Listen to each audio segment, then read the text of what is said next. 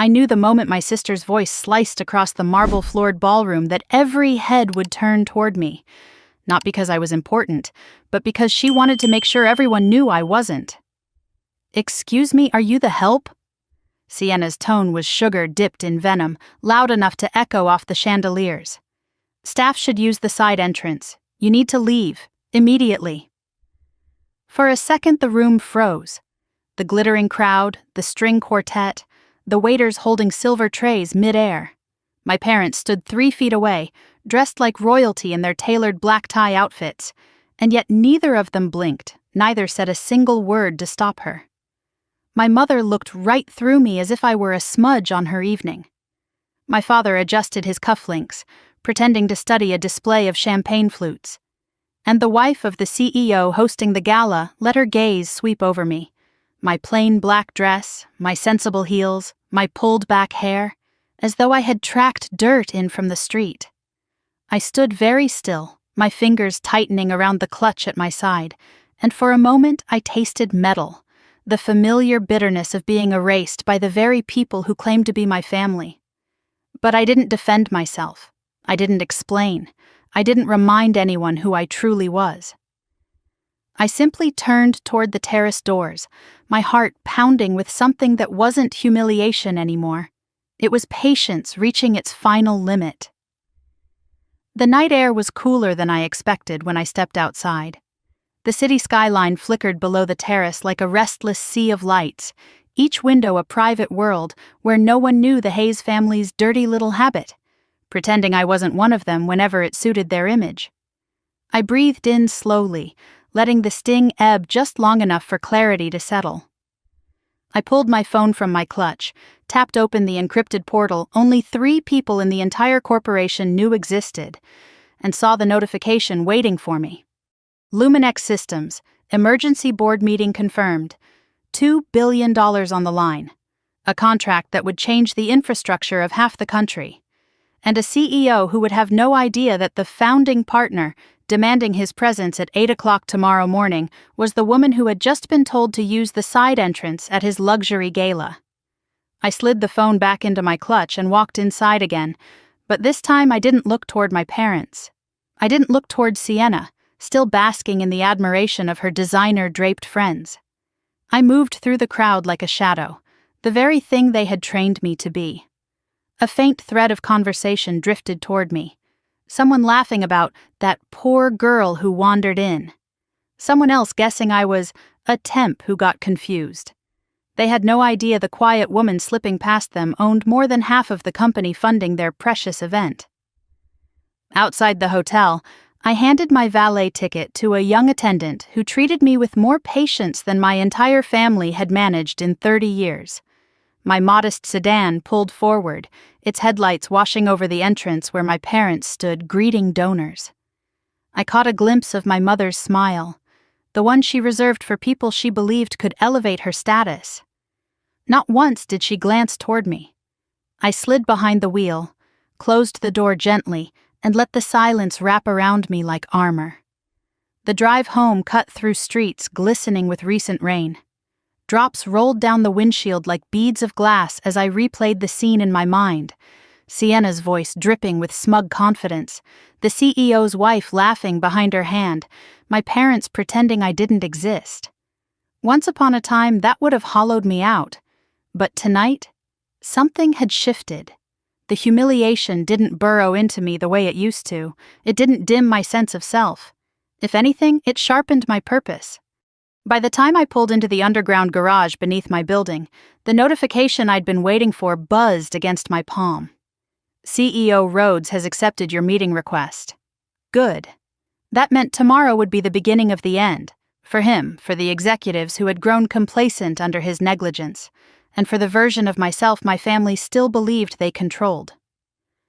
I rode the elevator to my penthouse, a detail no one in my family knew, and one I intended to keep that way. The hallways were quiet, the air warm with the scent of cedar from the paneling I had chosen myself. Everything in that space came from my decisions, my labor, my vision. Not a single piece of it had come from family inheritance or parental generosity. I had learned long ago those were luxuries reserved for my sister. Inside, I kicked off my heels, poured myself a glass of water, and opened my laptop at the kitchen island. The documents for the $2 billion contract glowed on the screen. Pages and pages of technical architecture, compliance frameworks, predictive models. All mine. Every foundational layer of Luminex systems had come from long nights spent coding in a basement apartment while my parents funneled every spare dollar into Sienna's dance lessons, her wardrobe, her travel teams, her image. I looked at the city lights stretching to the horizon and let the truth I rarely said aloud fill my mind. If they had known what I was building, they would have tried to own it. If they had known what I was worth, they would have tried to diminish it. If they had known who I was becoming, they would have done everything in their power to make sure I never got here. My phone vibrated. A message from the family group chat lit the screen. Mom. Sienna looked stunning tonight. Everyone said she carried herself like a true haze. Dad. Morgan, we didn't see you. Did you leave early? I stared at the messages, the ones that told their own story. They noticed me only when I wasn't there. They asked questions only when they wanted to soothe their own image. I typed a reply but deleted it before it sent. There was no point explaining something they had no intention of understanding. Instead, I opened the secure channel once more and drafted the final agenda for the morning board meeting. Every executive, every division head, every board member, mandatory attendance, 8 a.m. sharp. I closed my laptop, feeling the weight in my chest loosen. For years, I had allowed my family's silence to shape the boundaries of my life, where I stood, how loudly I could speak, how much space I thought I deserved. But tonight, as rain whispered against the glass and the city drifted deeper into night, something inside me settled into place. They had mistaken my quiet for weakness. They had mistaken my patience for submission. And they had mistaken my absence for insignificance. Tomorrow morning, when I walked into that boardroom and took my seat at the head of the table, they would all learn what silence looks like when it finally stops apologizing. I turned off the lights and stood for a moment in the darkness, letting the hum of the city pulse against the windows. Then I whispered to the empty room, a promise, not a threat. You called me the help tonight, I said softly. Tomorrow, you'll call me the boss. I set my alarm for 5, slid under the cool sheets, and closed my eyes to the steady rhythm of rain. For once, my thoughts didn't spiral. My heart didn't twist itself into knots. I wasn't replaying memories of being overlooked at school assemblies, or the night my parents forgot to pick me up from debate club because Sienna had a hair appointment, or the countless times they spoke about my sister's bright future as though mine were a hobby. Tonight, I felt something else, something quiet but powerful. Readiness. The kind that comes after years of being underestimated and months of watching a company you built being steered into the shadows by someone unworthy. The kind that comes after being dismissed at your own family's table so many times you forget what it feels like to be seen. The kind that builds in a woman who has run out of reasons to stay small. When the alarm buzzed, it felt like waking into a different life. Pale morning light slipped through the curtains, brushing over the hardwood floors, like a soft reminder that this was no ordinary day. I brewed tea, the scent of bergamot rising in the air, and sat beside the window overlooking the city. Below, traffic was already moving. Tiny headlights threading through the streets like veins of energy. It reminded me that the world kept turning no matter who believed in me, and that I had stopped waiting for validation long ago. At 6, I showered and pulled on a charcoal suit. Simple, precise, understated. Clothing had always been a way my family signaled importance, but I didn't need sequins or designer labels. I didn't need to look powerful to be powerful. My mind drifted back, not to last night's humiliation, but to the earlier years. The nights coding until sunrise in an apartment with water stains on the ceiling. The moment I realized my algorithm had made a breakthrough. The first investor meeting where a man twice my age asked if I was the assistant who brought the slides. The way it felt to sign incorporation papers while knowing no one in my family would ask how my day had been. I stepped into the private elevator that led directly to the executive floor. The metal doors slid shut, and my reflection stared back. Calm, composed, ready. There was something almost serene about knowing the pivot point of my life was minutes away. When the doors opened, the hallway was silent. The boardroom door stood at the end like a final threshold, the last barrier between who I had been and the woman I was choosing to be. The founding partner wants to discuss the $2 billion contract. I imagined Damon reading that line last night, imagining a figure older, male, wealthy from birth, someone molded by legacy. He would never suspect the woman he'd brushed past at the gala, the one who wore a simple black dress and didn't push back when humiliated. He would never imagine she was the architect of everything he stood on. I placed my hand on the boardroom door. Behind it waited executives who had overlooked me, a CEO who believed he owned the future, and a truth long overdue. And as I pushed the door open, a single thought moved through me like a steady flame. Let them underestimate me one last time. The sun was barely a smear of pale gold over the city when I stepped out of my building the next morning, my breath mixing with the cool air as I walked toward my car. I had slept less than 5 hours, but my mind felt sharper than it had in months. The humiliation from the gala still clung to me like the smell of expensive perfume that lingered too long, but something deeper, something steadier, had taken root underneath it. I wasn't going to run from last night. I was going to use it. As I drove through early morning traffic, streetlights blinking out one by one, I replayed the moment Sienna's voice rose above the string quartet, slicing into me in front of 200 guests. I could still hear the soft, embarrassed laughter of people assuming I was some underpaid staff member who had wandered into the wrong room. But what I felt now wasn't the familiar collapse of old wounds. It was clarity, cold and precise. My phone buzzed in the cup holder. I glanced down at the screen when I stopped at a red light. A message from Priya. You okay? Heard the gala was dramatic. I exhaled slowly. Priya always seemed to know when something was off, even before I told her.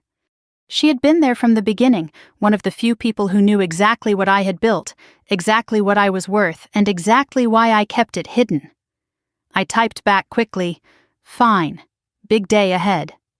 The light turned green, and I let the message sit, unsent. Priya would understand. She always had. Traffic thinned as I reached the freeway, the city unfolding in front of me like a map I had drawn myself. The skyline glittered with possibilities and threats in equal measure. Every building, every corporate tower, every glass facade reminded me of the years I had spent building a world in which I could finally disappear on my own terms. I had chosen silence because I wanted control. Not invisibility, control. I exited near the University District, the same streets I had walked a decade ago with a backpack full of textbooks and a laptop that overheated every 30 minutes. The coffee shop where I used to spend nights debugging code was still there, its faded sign buzzing faintly in the morning breeze. I found a parking spot a block away and stepped out, breathing in the faint scent of roasted beans and wet pavement. Inside, the shop looked almost unchanged. Same scratched wooden tables, same flickering Edison bulbs, same students slumped over keyboards nursing cheap Americanos. I ordered a plain black coffee and settled into a corner table with my laptop, letting the rush of nostalgia sharpen my focus.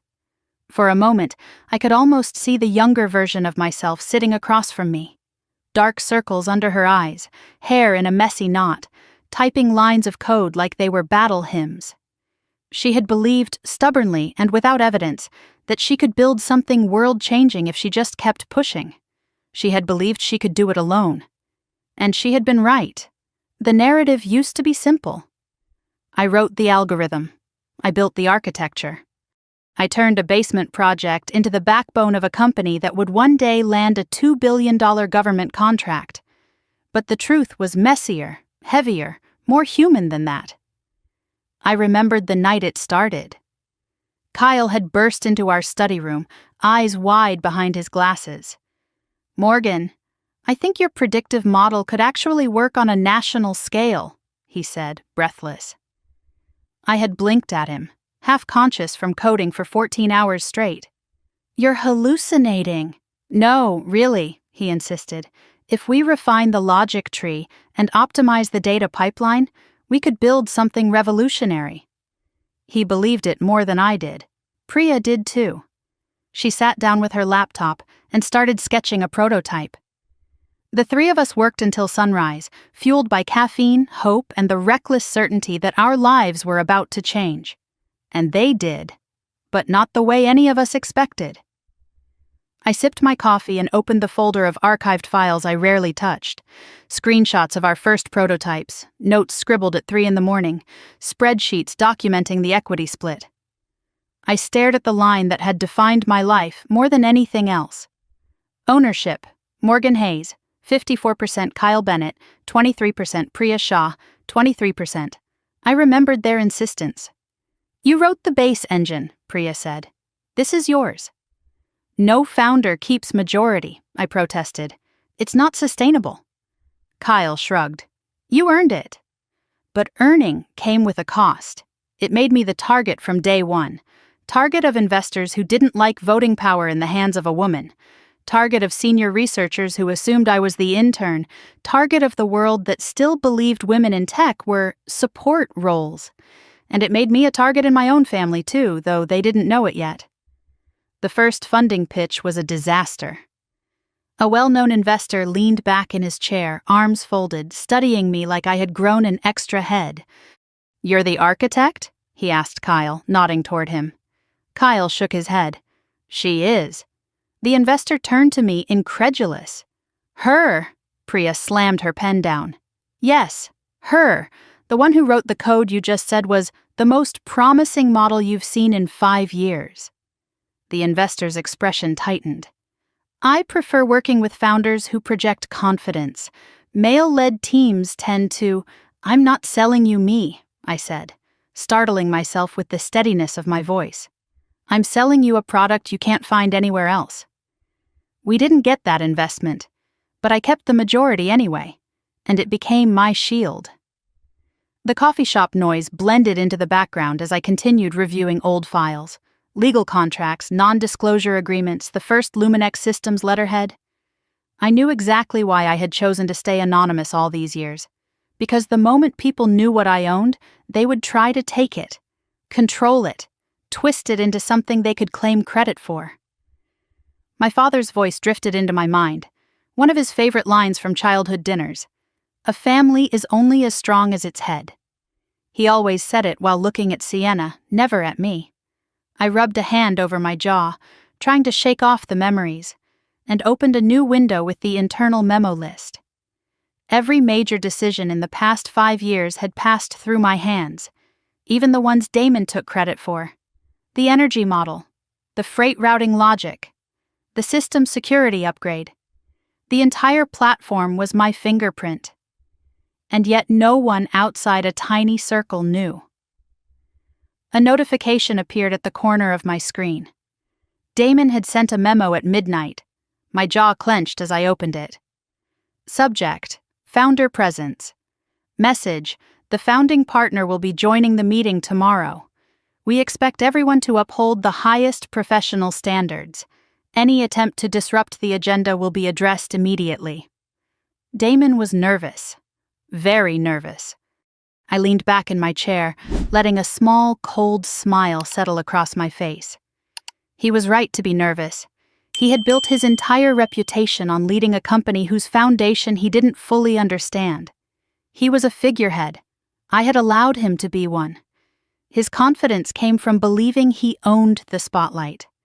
But I had never wanted the spotlight, only the power that came with choosing when to step into it. An hour passed before I looked at the clock and realized I needed to start heading toward campus. There was one more stop I needed to make before going to Luminex. One more glimpse into the past before I rewrote the future. The building where we had started Luminex was still standing. Just 3 floors, brick exterior, windows that didn't quite shut all the way. The sign at the front had changed. New tenants, new businesses. But the doorway was the same one we had walked through 100 times. full of ideas and too little sleep. I pressed my palm against the cool metal handle and closed my eyes. I could almost smell the instant ramen we ate for weeks, the acrid burn of overheated circuits, the faint trace of despair that clung to us before the breakthrough finally came. I could hear our laughter, our arguments, our desperate hope that someone, anyone, would see the value in what we were building. The world had seen it, just not the people I came from. I walked along the sidewalk, letting my thoughts drift. My family had always been outwardly supportive in the most performative way possible, proud to say they had a daughter in tech, but never curious enough to ask what that meant. They attended Sienna's dance competitions religiously, but forgot my college graduation until I sent them a picture after the ceremony. They told people I was good with computers, the same way someone might describe a child who finally learned to tie their shoes, and yet, last night, they didn't even bother pretending.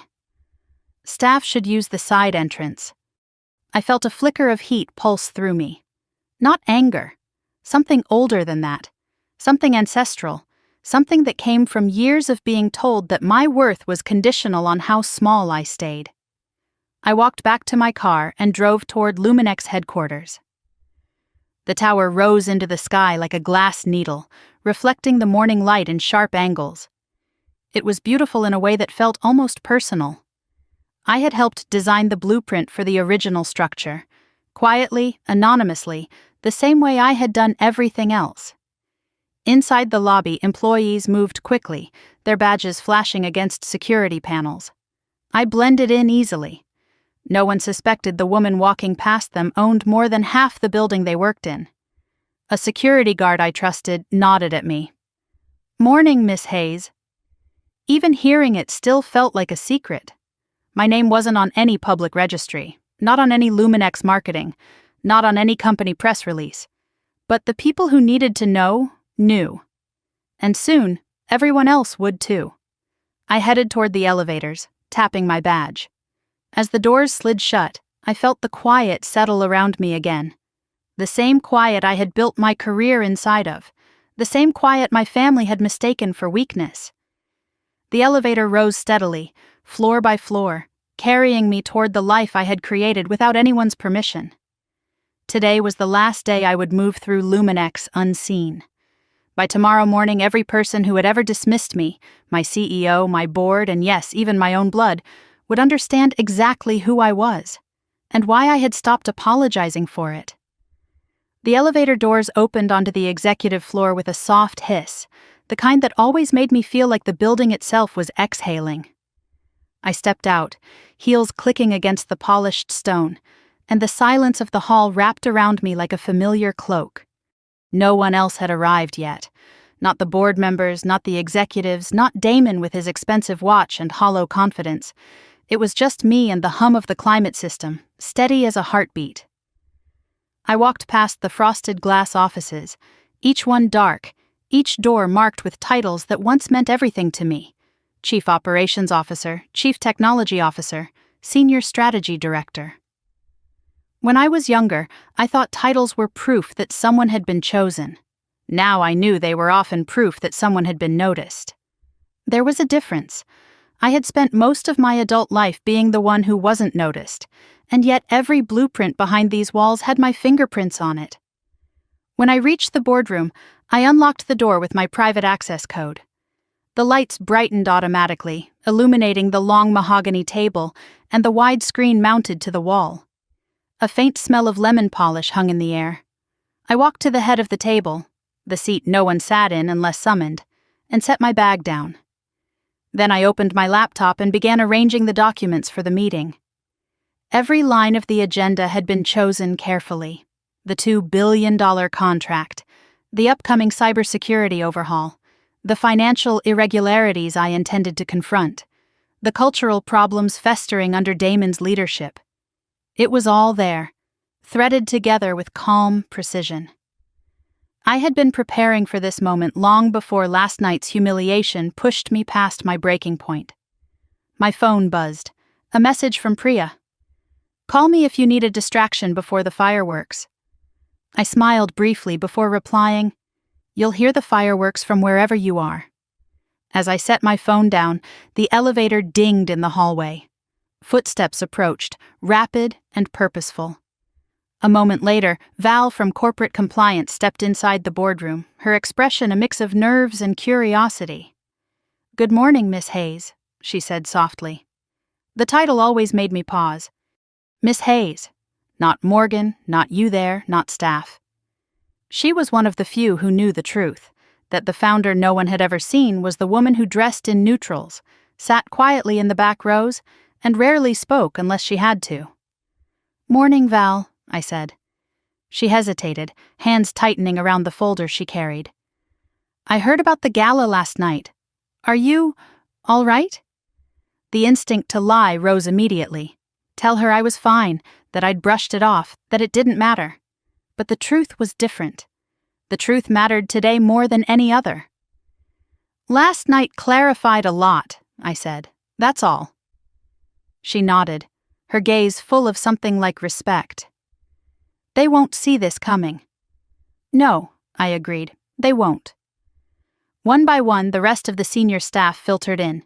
Heads of engineering, logistics, operations, internal audit. Some looked tense, some curious, some wary. A few avoided my eyes, as if unsure whether they should greet me the way they always did, or treat me like a stranger. Their confusion was understandable. For 5 years, the founder had been a rumor, a myth, a silent guardian who approved budgets and denied proposals with unemotional precision. No one ever imagined the founder was a 30-year-old woman in a quiet suit with her hair still damp from an early morning shower. Damon was the last to arrive. Of course he was. Late enough to establish dominance, early enough to look responsible. He strode into the boardroom with his usual charisma, scanning the table like an actor checking his lighting. "Morgan," he said, stopping beside me. "You're here early." "So are you," I replied. He chuckled, misreading the dryness in my voice. "Well, I'd be a fool to be late to a meeting called by the founder. Big day." He had shaved carefully, probably chosen his most expensive cologne, adjusted his tie 3 times on the drive over. He was preparing for the meeting he thought he was walking into, the one where he charmed the mysterious founder and secured his position for another quarter. He had no idea the meeting he wanted was not the meeting he was about to get. The room settled as people took their seats. Damon stood near the head of the table, ready to begin with his usual performative confidence. I could feel the anticipation, the energy tightening like a drawn bowstring. I closed my laptop. The soft click drew every eye to me. "Before we begin," I said, "there's something you all need to see." Damon blinked. "We should review the agenda first." "No," I said calmly. "We shouldn't." I tapped the remote. The screen behind me lit up with a document none of them had ever seen with their own eyes, one they had only heard whispers about. Luminex Systems Inc., Founding Partner Agreement. Majority ownership, 52% name. Morgan Elise Hayes, silence. The kind of silence that becomes a physical presence. The kind of silence that feels like a heartbeat stopping. I watched the realization ripple across the table. Val's lips parted slightly in awe. The head of operations leaned forward, confused. The legal counsel blinked hard, as if her brain couldn't process what she was seeing. But Damon... Damon's reaction was almost delicate. A tremor in his jaw, a flicker behind his eyes. Not confusion, not disbelief. Something closer to fear. "This," he said, voice tight. "This has to be some kind of joke." "It isn't," I said. He shook his head slowly, a veneer of denial creeping through his expression. No, the founder is a foreign investor. Or a consortium. Or, I said, you made assumptions based on what you expected to see. And you were wrong." A ripple moved through the room. Damon took a step back, as if distance could change the words on the screen. He was losing control of the narrative, something he had never allowed to happen. "You've been hiding this?" he snapped. "From everyone? From me?" "I hid it from the people who needed to prove they could lead without being watched," I said. "Some succeeded, some did not." He looked like he wanted to laugh and scream at the same time. "You can't just walk in here and—" I raised a hand, and the room fell silent again. "I can," I said, "because I built this company, because I wrote the architecture you take credit for, because every expansion you bragged about was approved by me, and because I own the majority shareholding that keeps this company alive." Someone at the far end of the table whispered, "Holy hell." Damon swallowed. "You blindsided us." I looked him dead in the eye. "Last night you stood not 10 feet from me at your own gala and let your wife mock me. You let my sister humiliate me. You let my parents pretend they didn't know me. And that tells me everything I need to know about your leadership." Heads turned sharply toward him. His composure wavered. "This is personal," he hissed. "No," I said, "but your behavior made it necessary." I clicked to the next slide.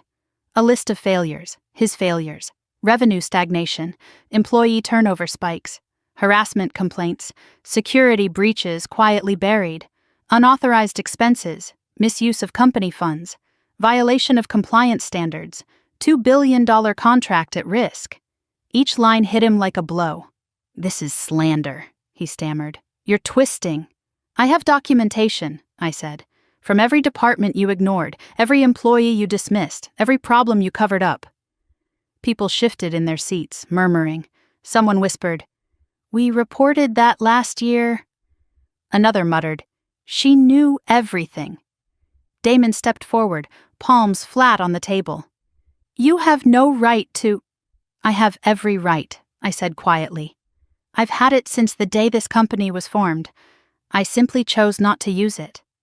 The weight of the words filled the room. Someone from engineering raised a hesitant hand. "Miss Hayes, what happens now?" I turned to the room fully, no longer looking at Damon. "Luminex is going to change," I said. "Starting today." I clicked to the next slide. Immediate actions. CEO placed under administrative review. Interim leadership installed. Ethics committee formed. Anonymous reporting reinstated. Contract oversight transferred to founding partner authority. Board restructuring pending. The room erupted. Damon paled. "You can't do this." "I already have." He stared at me, breathing unevenly, hands shaking slightly. "You're ruining everything we built." "No," I said softly. "I'm saving everything I built." A hush fell again. Then, slowly, cautiously, the head of cybersecurity began to clap. One person, then another, and another. In seconds, half the table was applauding lightly, not in celebration, but in recognition. Relief, hope. Damon looked around, seeing loyalty shifting like sand beneath him. I closed the presentation and stepped aside. "Please take your seats," I said. "We'll begin the meeting now." Damon stayed frozen, jaw clenched. "This isn't over." "For your sake," I said. "I hope you're wrong." The meeting lasted 2 hours. Decisions were made, directives issued, a new chapter set into motion. When it ended, people lingered to shake my hand, thank me, offer cautious words of support. No one approached Damon. He slipped out quietly, shoulders tense, phone already in hand as he began damage control. When the room finally emptied, I stood alone at the head of the table. The sun had risen fully now, flooding the windows with light. For the first time in years, that light felt like it belonged to me. And the world I had built, quietly, carefully, invisibly, was no longer something I had to hide. Tomorrow, the entire corporate world would know my name, and soon, my family would too. The moment I stepped out of the boardroom, the air in the hallway felt charged, almost electric. Conversations hushed as I passed. People who normally brushed by me without a second glance were suddenly standing taller, adjusting their badges, offering cautious nods as though unsure how to greet the woman they had unknowingly worked under for years. I kept walking, steady and quiet, letting the shift settle around me like a second skin. In the elevator, alone again, the silence felt heavier than before, not oppressive, but anticipatory. Everything that happened in that boardroom was only the first step. The real battle, the one that had been simmering for decades, was waiting for me far beyond corporate walls. I drove home through a city that looked different now, as if every window, every street, every shadow knew a secret no one else had caught up to yet. By the time I reached my penthouse, my shoulders ached with the weight of everything I had held tight for so long, but my mind remained painfully alert. I had barely closed the front door when my phone buzzed relentlessly. Missed calls, texts, voice messages, all from my family. I didn't open any of them. Not yet. Instead, I tossed my keys onto the kitchen counter and walked toward the window, letting the fading sunlight pour across the floorboards. The quiet inside my apartment felt like a balm, the kind that reminded me why I'd built my life alone. Why I had kept everything I created far from people who would have tried to own it. My childhood had taught me that love in my family came with strings that could choke. I had spent years cutting each one carefully, silently. Today, I had severed the final thread. My phone buzzed again. This time, a message from my mother flashed on the screen. "Morgan, call us. This is urgent." I locked the screen and set the phone face down. Urgent, in her vocabulary, always meant one thing: control was slipping. I sat on the couch, sipping the last of a lukewarm glass of water, and for a moment the exhaustion crept in. The kind that doesn't come from lack of sleep, but from decades of being unseen. My mind drifted, unbidden, toward memories I rarely let surface. The years before Luminex. The years before I understood that invisibility was not my identity. It was a role they had assigned me. I saw myself at 10 years old standing backstage at one of Sienna's dance recitals. She was glowing in sequins, surrounded by other girls in identical costumes. My mother knelt at her feet adjusting the ribbons on her ballet shoes, while my father snapped pictures like paparazzi.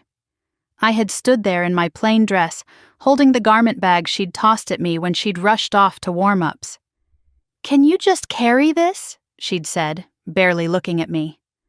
My mother didn't ask about my day. My father didn't ask what I wanted. I was simply part of the scenery, there to be helpful, not to be seen. Later that evening, while celebrating Sienna's performance with dinner at her favorite restaurant, my father told her she was destined for greatness. My mother said she would change the world. I remembered raising my hand timidly. I got first place in the regional coding competition today. They had both blinked at me like I'd interrupted something important. "That's nice, sweetheart," my mother said, before turning back to Sienna. "So as I was saying, your pirouettes were just stunning." They didn't even ask what I'd built, didn't ask how hard I'd worked, didn't ask why I'd been quiet all evening. At the time, the hurt had felt sharp and personal. As an adult, I recognized it for what it was: conditioning. A lifetime of being told, through silence and selective affection, that I existed to fill in the background of someone else's story. The doorbell rang, jolting me from the memory. I froze. No one ever visited me without calling first. No one in my personal life except Priya or Kyle even knew my address. And my family certainly didn't know where I lived. At least, they weren't supposed to. The doorbell rang a second time. Longer, sharper. I set down my glass and walked to the door, keeping my steps soft, controlled. I peered through the peephole and felt my stomach harden. Sienna. Full makeup, perfect hair, designer coat. But her expression, the tightness around her eyes, the stiffness in her jaw, wasn't rehearsed. She looked furious. She also looked frightened. I unlocked the door but didn't open it wide. She pushed inside anyway. "Are you out of your mind?" she snapped, heels clicking angrily against the hardwood as she strode into my living room. "What did you do today? What were you thinking?" I shut the door slowly, giving myself a long moment before I turned to face her. "What I had to do," I said evenly. "You humiliated us." She spun around, eyes flashing. "Dad nearly fainted when he heard the news. Mom was sobbing. Damon looked like he'd been punched in the throat. And you just stood there acting like the Queen of New York." I blinked once, absorbing her theatrics silently. "Is that what bothers you?" I asked. That I stood there? What bothers me, she said, stepping closer, is that you made us look like idiots. You let people believe we didn't know our own family. You blindsided us. I didn't blindside anyone, I said quietly. You never bothered to look. She scoffed. Oh, here we go, the martyr speech. I inhaled slowly through my nose. Why are you here, Sienna? She hesitated for the first time, her bravado slipping. Because... She rubbed her arms, narrowing her eyes at me. Because people are asking questions. Dad's on the phone with the board. Mom is calling every person she knows. Everyone is trying to figure out how this happened. How what happened? How you became the founder of a multi-billion-dollar corporation. I didn't become it, I said calmly. I built it. She stared at me, her expression flickering with disbelief. No, she whispered, shaking her head. No, that's not possible. You were never like that. You weren't... A threat? I asked. A leader, she shot back. You didn't act like one. I felt something ancient and tired uncoil inside me. I didn't act the way you expected, I corrected. There's a difference. She swallowed hard, mascara-darkened lashes lowering for a moment. When she looked up again, there was something raw in her expression. Something I had rarely seen in her eyes. Fear. You made us look like fools, she repeated, but her voice lacked force now. You did that yourselves, I said.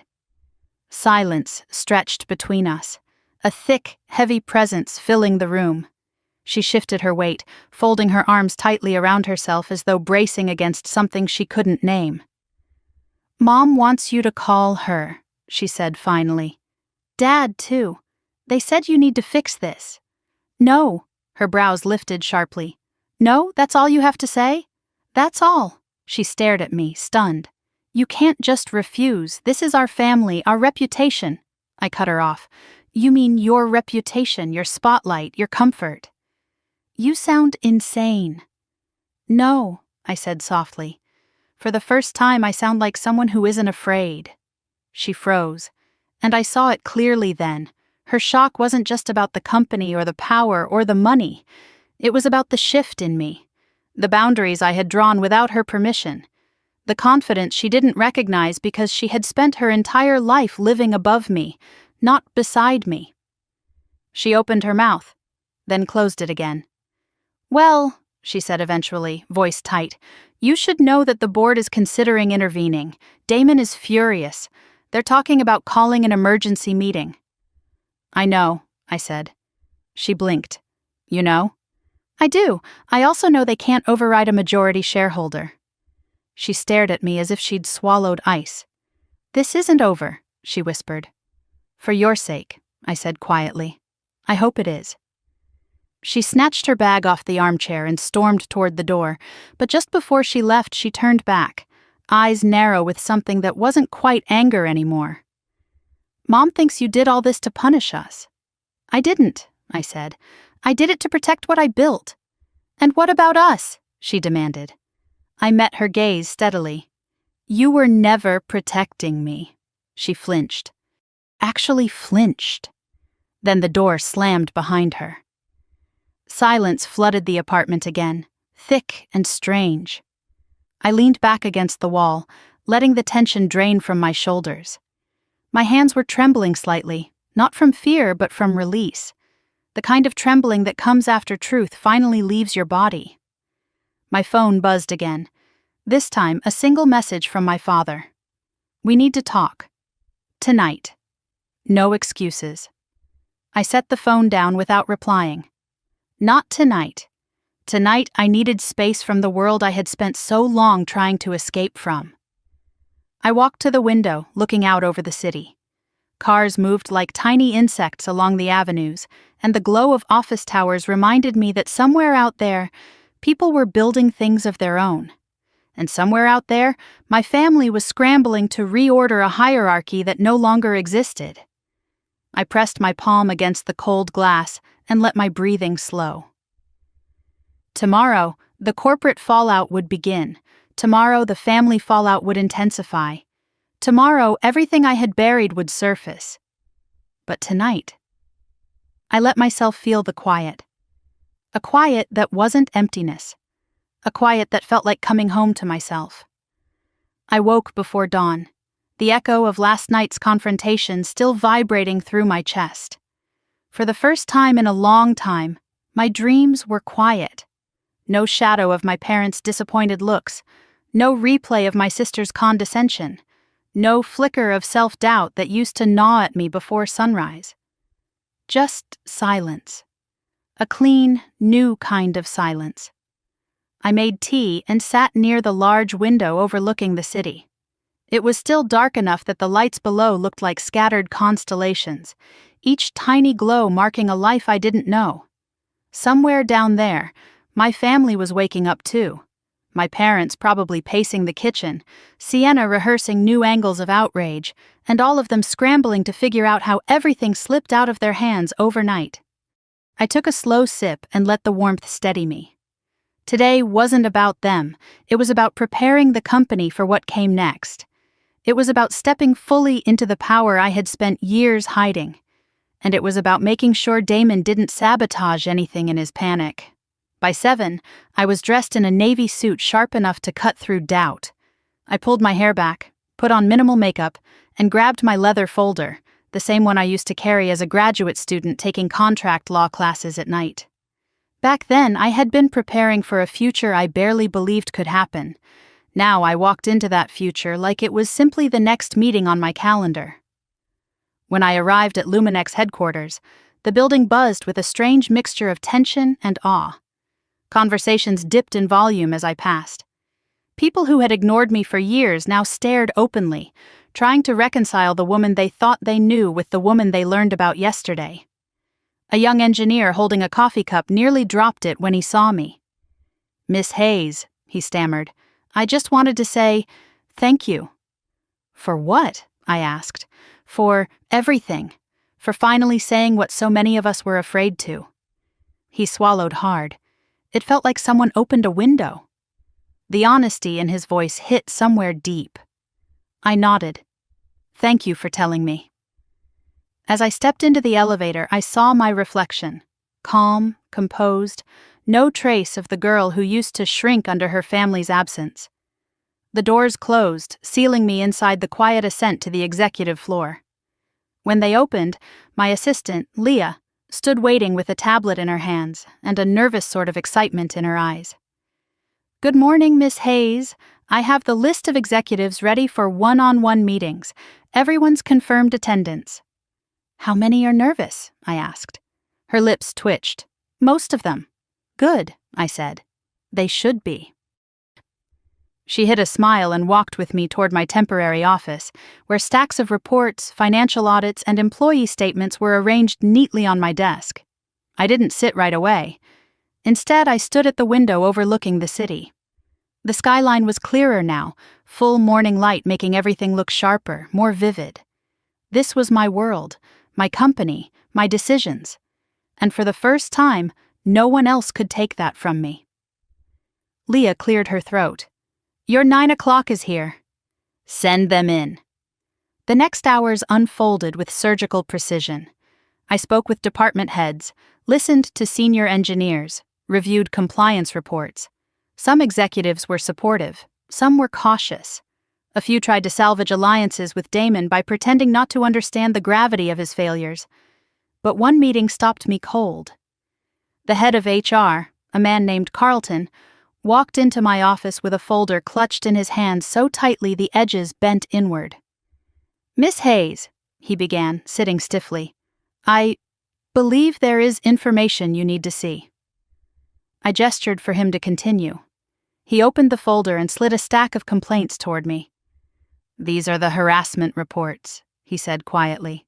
"The ones your predecessor discouraged us from escalating." I flipped through them slowly. Line after line of testimony from women and men who had spoken up and been silenced, their concerns minimized, their dignity disregarded. "How many did Damon suppress?" I asked. Carlton swallowed hard. "At least 17. My jaw tightened. 17 people had been ignored while Damon smoothed edges and polished his public image. 17 stories he had buried because they were inconvenient. I closed the folder with deliberate care. "Thank you," I said. "Effective immediately, the ethics committee will take over." "And Carlton?" "Yes, Miss Hayes. You will never again be asked to keep silent." A tremor of relief crossed his face. "Thank you." After he left, I let myself breathe deeply, letting the weight of responsibility settle. I hadn't built Luminex to become another corporate machine that crushed the vulnerable. I had built it because I believed in something better. My 11 o'clock meeting arrived. Chloe, one of the software architects, walked in hesitantly. I remembered her well, sharp mind, meticulous work ethic, but always overlooked because she didn't make noise. She sat down, twisting her hands in her lap. "Miss Hayes, I wanted to tell you something." I leaned forward. "Go ahead." "When the founder," she corrected herself, "when you pushed the predictive routing upgrade last year, Damon told the team it was his idea." My lips tightened. I had suspected, but hearing it confirmed was still a visceral blow. "He dismissed the credit claims," she continued. "He sent out memos saying the leadership vision came from him, and when Priya tried to correct it, he told her it wasn't worth the conflict." Priya didn't tell me that part. She had probably been trying to protect me. "Thank you for telling me," I said softly. Chloe nodded, eyes shining. "It felt like someone finally saw us yesterday." When she left, I stood for a moment, letting the truth settle heavily in my chest. Damon hadn't just been incompetent, he had been rewriting history, piece by piece, erasing my contributions in the shadows to preserve his illusion of leadership. My phone buzzed, a message from an unknown number. "We need to talk. Tonight. This is not optional." "Dad," I turned the screen off. Not yet. By afternoon, the office buzzed with a different energy. Executives moved more alertly. Junior employees whispered to each other in the hallways, glancing around with hope instead of dread. Even the air felt lighter, as though the building had been waiting years for permission to breathe. At 3, Leah knocked gently on my door. "Miss Hayes, your 3:30 just arrived." I nodded. "Send him in." The door opened, and my breath caught, not with fear, not with surprise, but with something far more complex. Kyle stood there, the last person I expected to see. His hair was a little longer, his suit slightly rumpled, his eyes tired but focused. It had been years since we worked together daily, years since he'd handed over his portion of the company and chosen a quieter life.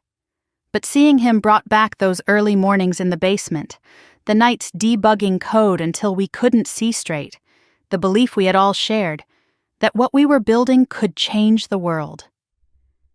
"Morgan," he said softly. "Kyle."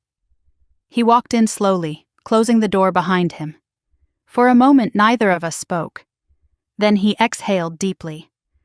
"I heard about the boardroom." "News travels fast," I said. "Not fast enough." He smiled faintly. "You should have called me." "I've been busy." "I figured." His expression softened. "Congratulations, on all of it." I studied him. "You're not here just to congratulate me." "No," he admitted. "I came to say I'm proud of you." The words hit harder than I expected. My eyes stung unexpectedly, and I looked away. "You always were," I murmured. "And I always will be." He stepped forward. "But Morgan, what happens next? Are you ready for the fallout?" "I've been ready for years," I said. He studied me carefully, the way only someone who had seen me at my lowest could. "You don't owe them anything." "I know. But part of you still wants them to understand." I swallowed hard. "Yes." He nodded slowly. "Then talk to them when you're ready, not when they demand it." I exhaled. "Thank you." He walked toward the door, paused, and looked back. "And Morgan, don't forget who you were before all this." I tilted my head. Who was I? "A girl who believed she could build the impossible," he said. "And did." When he left, the silence in my office felt different. Not empty, but grounded. By the time I wrapped up meetings and prepared to leave, the sky outside had turned shades of orange and deep purple. The city glowed like a live wire. I gathered my things and walked slowly toward the elevator, letting the quiet of the evening settle over me. My phone buzzed again, my father calling. I let it ring, then ring again, then fall silent. Tomorrow maybe, I would answer. Tonight. I wanted stillness. I stepped into the elevator and exhaled slowly as the doors slid shut. This was only the beginning. I pulled into my parking garage just after 6, the soft hum of the engine fading while the weight of the day settled over me like dust. The sky outside had faded to a muted lavender, the kind of early evening glow that made the city look almost gentle. I grabbed my bag, locked the car, and walked toward the elevator, each step echoing louder than the last. I thought maybe I'd have an hour to breathe, to process everything that had happened at Luminex, to sit quietly with my own thoughts before diving into the next fire waiting to ignite. But the moment I stepped out of the elevator on my floor, I realized how naive that hope was. My door was ajar, not wide open, just a sliver of light escaping into the hallway, barely noticeable unless you knew exactly how the latch clicked shut. I stopped dead in my tracks. My pulse quickened, but my body stilled, instinct overriding exhaustion. I listened. Nothing. No footsteps, no voices, no movement, just my own sharp breathing and the faint hum of the building's ventilation system. I approached the door slowly, pushed it fully open with my fingertips, and stepped inside. My father was sitting on my couch. He stood the moment he saw me, tightening his jaw as if bracing for a collision. "You weren't answering your phone," he said. "And you decided breaking into my home was the solution?" I asked, setting my keys down carefully. "I asked the doorman to let me up," he corrected. "He recognizes me." Of course he did. My father had a way of making people feel they had no right to say no. Authority radiated off him the way heat radiates from asphalt in August. The doorman would have felt cornered, even if he didn't mean to. I took a slow breath. "Why are you here, Dad?" He didn't sit back down. Instead, he stood stiffly by the coffee table, staring at me with the same assessing gaze he used when coaching Sienna through her competitions. Critical, expectant, never once curious about who I was. "We need to talk," he said. I set my bag on the counter and turned toward him. I figured. "You blindsided us," he began, voice tight with contained anger. "Humiliated us. Do you have any idea how this looks?" "Yes," I said, "accurate." He glared at me. "This isn't funny." "Wasn't trying to be." "And you didn't think to tell your own family?" he demanded. "That you were the founder? That you owned half the company? That you've been manipulating things behind the scenes?" "Manipulating," I repeated slowly. "You think being the silent partner in my own company is manipulation?" "You kept secrets. You never asked." "That's not the point," he snapped. "It's the entire point." His nostrils flared. "Enough. This behavior stops now. Whatever damage you caused today, you're going to fix it. You're going to call the board. You're going to clarify things. I'm not doing any of that." His voice dropped dangerously low. "Morgan, do not test me." I let out a humorless laugh. "You really still think you can order me around, after everything?" He didn't flinch. "I am your father. And I am the majority shareholder of a corporation worth billions. You think that gives you power over me? I think it finally gives me power over myself." The silence that followed hit harder than his shouting ever could. My father ran a hand over his face, suddenly looking older, worn around the edges. Then he shook his head, pacing in front of my window. "Your mother has been sick with worry. Sienna's distraught. Damon's furious. Everyone is confused, ashamed, blindsided. You didn't consider us at all." I swallowed the swell of old hurt tightening in my throat. "No," I said quietly. "For once I considered me." He turned sharply. "And what about us?" I stared at him, feeling the all-too-familiar burn of bitterness rising. "You didn't think about me last night at the gala when Mom pretended she didn't know me. When Sienna called me staff. When Damon's wife laughed at me while you all looked away. Did you consider me then? That was a misunderstanding, he said quickly. An unfortunate moment. A moment, I said softly. That summed up 30 years. His jaw flexed. You're being dramatic. No, I said, just honest. His eyes narrowed. You think you're better than us now? I think, I said steadily, that I finally know I'm not less. He stepped closer, lowering his voice. Listen to me carefully. You are going to fix this. You do not destroy your family's reputation to prove a point. I didn't destroy anything, I said. You're just experiencing consequences for the first time. He stiffened. This isn't you. You're not this person. My throat tightened. Maybe you never knew who I was. He paused, thrown off. It was the first crack I had seen in his certainty. He swallowed, trying again. Just talk to your mother. She's devastated. I don't doubt that. I kept my voice calm. But devastation doesn't erase patterns. It doesn't undo the way you treated me my whole life. We treated you the way we treated Sienna, he insisted. My laugh cracked out sharp and cold. No, you treated me like an afterthought. You treated her like the sun. That's not true. Dad, I cut in. When I got a full scholarship for graduate school, Mom congratulated Sienna on landing a commercial, the same night. He opened his mouth, closed it again. And when I won the national coding competition, I continued quietly, you said, and I quote, "That's nice, sweetheart. Can you pick your sister up from rehearsal?" His shoulders tensed, and something in his eyes flickered. Memory, maybe, or guilt. And when the University of Chicago invited me to speak, I said, Mom said she couldn't make it because she had to help Sienna choose a dress for the spring formal. That was years ago, he muttered weakly, and the pattern never changed. He pressed a hand to the edge of the couch as if steadying himself. Families make mistakes. Yes, I said, but mistakes require acknowledgement. My father didn't speak for several seconds.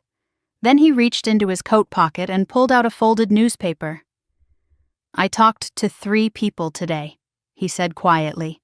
All of them asked why we didn't raise you the way you turned out, why we didn't support you, why we didn't know who you were.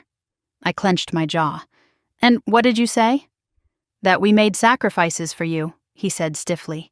That we gave you a home, that we— No, I whispered. You sacrificed me for convenience. You gave me a house, not a home.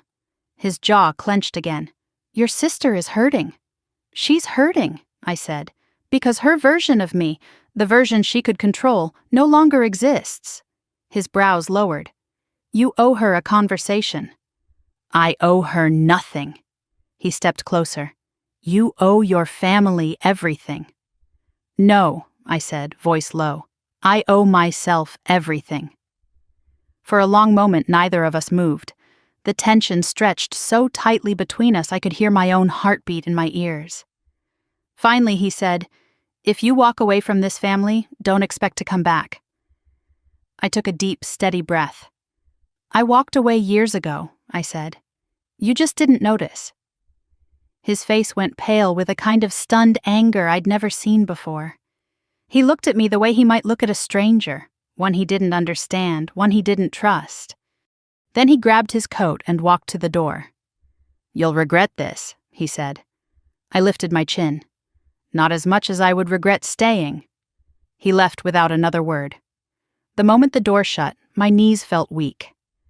I walked slowly into the center of the living room and let myself sink onto the couch, elbows propped on my knees, hands pressed against my face.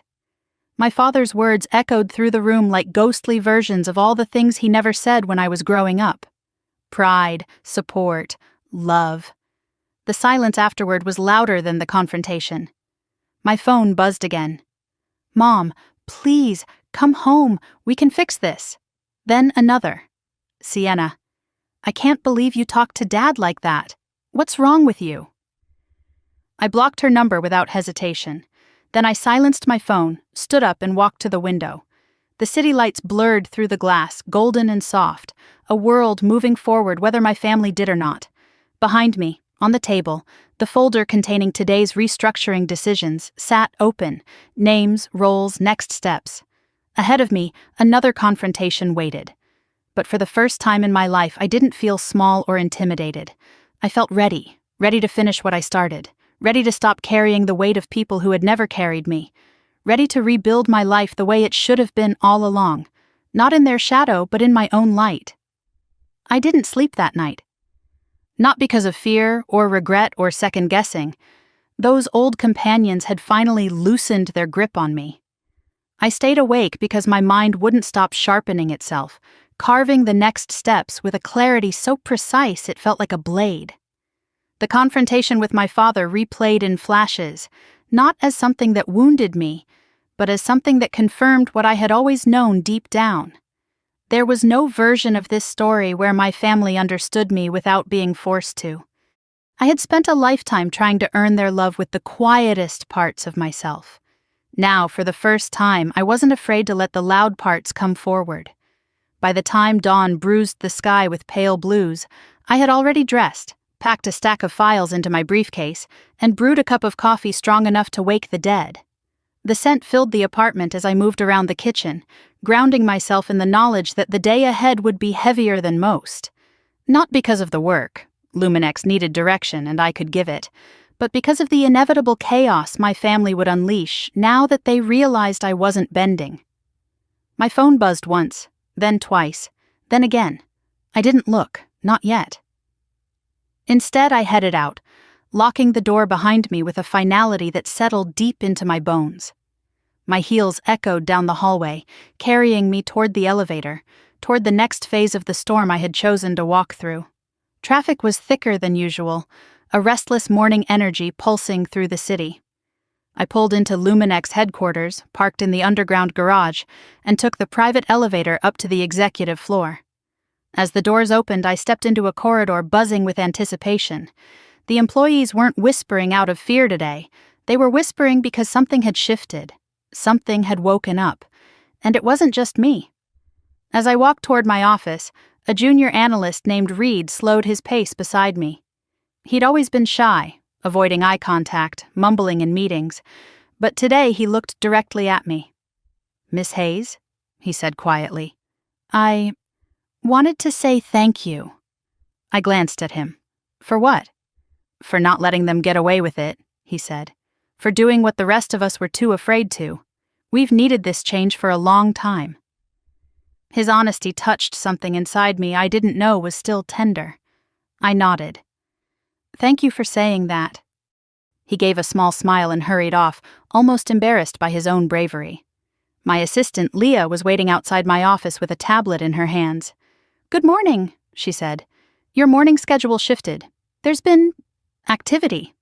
I raised an eyebrow. "From which direction?" She hesitated. "All of them." She handed me the tablet and I scrolled through the notifications. Board member chat. Urgent CEO internal statement. Drafted without approval. Anonymous tips submitted to Ethics Committee Security Alert Report at front desk. Several visitor requests, denied family member attempted contact through reception. I stopped at the last one. "Which family member?" I asked. She winced slightly. "Your mother. She tried to come up without an appointment." "Of course she did." "Security followed protocol," she added. "They turned her away." "Good," I said quietly. I walked into my office, closed the door, and let myself exhale. The city sprawled out behind the glass wall, morning light glinting off skyscrapers like polished steel. I set down my bag, opened my briefcase, and pulled out the file labeled Culture Restructuring. Before I could even sit, a soft knock came at the door. "Come in," I said. The door opened slowly, and Priya stepped inside. For a moment, I felt the familiar warmth in my chest, the comfort of seeing someone who knew me before the world had taken its first bite out of me. Her hair was pulled into a loose ponytail, and she still had that look of fierce intelligence softened by genuine kindness. "You didn't call," she said. I wasn't ready. I know, she replied. That's why I came. She closed the door and walked toward me, eyes scanning my face. You okay? She asked softly. I considered lying, but what was the point? She saw too much, always had. I will be, I said. She nodded like she understood the space between those words. Then she set her bag down and perched on the edge of my desk. I heard about your dad showing up last night, she said. Are you all right after that? I leaned back against the window. He didn't come to understand. He came to control. He always has, she murmured. I felt a bitter laugh escape. Not anymore. She studied me for a long moment. You know this isn't just a storm, it's a shift. I know. And once you walk fully into this version of yourself, there's no going back. I don't want to go back. She smiled gently. Good. We talked for another few minutes, about the board, about Damon's frantic attempts to salvage his position, about the anonymous messages flooding the ethics inbox now that people finally believed someone was listening. But then Priya asked something I didn't expect. How are you feeling? Not as a founder, not as an executive, but as you? The question hit deeper than any accusation my father had thrown at me. I swallowed slowly. I'm tired, I admitted. But not the old tired, not the kind that comes from shrinking myself. This is the tired that comes right before a breakthrough. She smiled softly. Then lean into it. I nodded. I intend to. Before she left, she squeezed my hand. You're not alone in this, Morgan. Not anymore. The truth of that settled around me like a warm blanket. For years, I believed invisibility was the only way to keep my power safe. Now I realized power shared with the right people is power strengthened. After Priya left, I dove into work, reviewing department reports, signing compliance directives, drafting transition plans. Hours passed. The sun climbed higher. The building vibrated with the energy of change. But then, chaos erupted outside my office. Raised voices, footsteps, a security transmission crackling. I stood, crossed the room, and opened the door. 2 security officers stood at the far end of the corridor, blocking the path of my mother. Her face was red, her eyes swollen, her hands trembling, not with grief, but with fury. "Morgan!" she shouted when she saw me. "We are going to talk, right now." The officers tensed, unsure how to proceed. I raised a hand, signaling them to stand down, but not leave. "Mom," I said, keeping my voice controlled, "you can't be here." "I don't care about your rules," she snapped. "I am your mother." "And this is my company," I replied. "You cannot walk onto the executive floor and demand access." She stormed past one officer before he could stop her and marched straight up to me. "You think you can treat us like this?" she hissed. "You think you can embarrass us in front of the entire business community?" "The truth embarrassed you," I said. "Not me." She pointed a shaking finger at my chest. "You owe us an explanation." "No," I said calmly. "I owe myself peace." She blinked, confusion, then hurt, then rage flickering across her face. "I didn't raise you to be cruel," she whispered. "No," I said. "You raised me to be quiet." Her eyes glistened. "We loved you. You loved the version of me that didn't challenge you." "That's not fair." "It's honest." She trembled, jaw tight, eyes glossy with a kind of disbelief that told me she truly, genuinely hadn't expected this. A daughter who refused to shrink. "I won't let this family fall apart," she said with quiet desperation. "That's not your decision," I replied, "and it's not my responsibility." Her shoulders slumped, but only for a moment. Then she straightened again, voice sharpening. "This isn't over, Morgan. Your father isn't done. Sienna isn't done. We will talk about this." I shook my head. "Not today." She exhaled sharply. "You've changed. I've grown." "And you think that's a good thing?" "I think," I said, "it's the first good thing I've done for myself." She turned away sharply and walked toward the elevator, shoulders rigid, steps furious. The officers escorted her silently. When the doors closed behind her, I let out a breath I hadn't realized I'd been holding. The corridor fell quiet again. Leah stepped forward carefully. "Do you want a moment?" she asked. I nodded. "Yes." She left me alone. I walked slowly back into my office and stood in the center of the room. My mother's words replayed in my mind. "You owe us an explanation. You embarrassed us. You've changed. We loved you. We will talk about this." For 30 years, her voice had shaped my life. Her approval, her disappointment, her expectations. Today, her voice felt like something separate from me, something outside of my identity. For 30 years, I had twisted myself into smaller and smaller shapes to fit into the spaces they allowed me. But now I was expanding, becoming, taking up space I had earned. I walked to the window, pressed my palm against the cool glass, and watched the city move, unbothered, unstoppable. I whispered the words aloud, letting them settle into the air. "I'm not afraid of you anymore." And for the first time in my memory, it was true. I stayed at the office late, long after most of the building had gone quiet. The sky outside had deepened to a blue so dark it almost looked like ink, and the city lights flickered beneath it like scattered fireflies. I should have gone home hours ago, but my mind wouldn't let me leave. Not after what happened with my mother, not with the weight of the company resting on my shoulders, not with the storm gathering outside my personal life. When I finally shut down my laptop, a hollow ache settled between my ribs. Not sadness exactly, not anger. Something more complex. Grief for a life I had tried to have, and relief that I no longer needed to pretend that life still existed. I left through the private elevator, descending into the underground parking structure.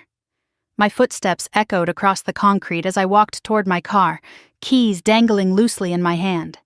The moment I unlocked the door, my phone buzzed again. Dozens of notifications, missed calls, voicemails. Family group chat blowing up. Unknown numbers, board messages. And then, one message that made my stomach go still. From Damon. "We need to talk, now." I clenched the phone in my hand. I almost ignored it. I wanted to ignore it. But the rational part of me knew it was better to face this head-on. I typed one word back. "When?" His reply came instantly. "Now. Private conference room B12. I slid my phone into my coat pocket and locked the car again. My heels clicked sharply as I walked back toward the elevator. This time toward the floor most people didn't know existed. B12 was an old negotiation room from before the company expanded. Damon had no right to use it anymore. The fact that he did told me he wasn't thinking clearly. Good, let him be unsteady, let him show the cracks. The elevator door opened to a dim corridor, lit only by 2 overhead fixtures humming with age. When I reached the conference room, the door was closed. I knocked once, then pushed it open. Damon was pacing near the table, tie loosened, hair slightly out of place. He looked nothing like the polished, confident CEO who used to glide through gala events with a perfect smile. This version of him looked cornered. "Morgan," he said sharply, "shut the door." I did, slowly. "What is this about?" I asked. His eyes were dark with accusation. "You blindsided me. I warned you." "You didn't warn me," he snapped. "You humiliated me, in front of the board, in front of my team, in front of the entire company." "You humiliated yourself," I said. His jaw tightened. "Don't do that. Don't pretend you didn't plan this."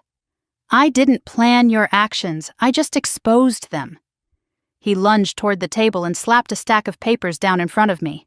"I got this from HR. Complaints, allegations, reports you dug up. You think this will stick?" "It already has." "You think you can unseat me?" he demanded. "You think the board will let you?" "I don't need the board's permission," I said. "I have majority control." His breath caught. For a moment something sharp flashed in his eyes. Fear or fury, I couldn't tell. "You're going to regret this," he said quietly. "No," I replied. "I won't." His expression twisted. "You don't understand how this works." I cut him off. "I built how this works." He stared at me, stunned, silent. I walked past him to the table, opened the folder he'd slapped down, and flipped through the pages without flinching. Every allegation, every buried complaint, every misconduct report. All of it stacked like evidence at a trial he didn't know he'd been on for years. "This is the culture you created," I said. "A culture where employees were afraid to speak, where women felt unsafe, where innovation died because people like you were more interested in optics than substance." His face reddened. "You're twisting everything." "No," I said. "I'm correcting everything." He moved closer, lowering his voice. "You couldn't handle being in the shadows, could you? You wanted the spotlight." I laughed. Actual laughter that shocked even me. "You've never understood me at all." "What I understand," he spat, "is ambition." "You understand ego," I corrected. "Not ambition. Ambition builds.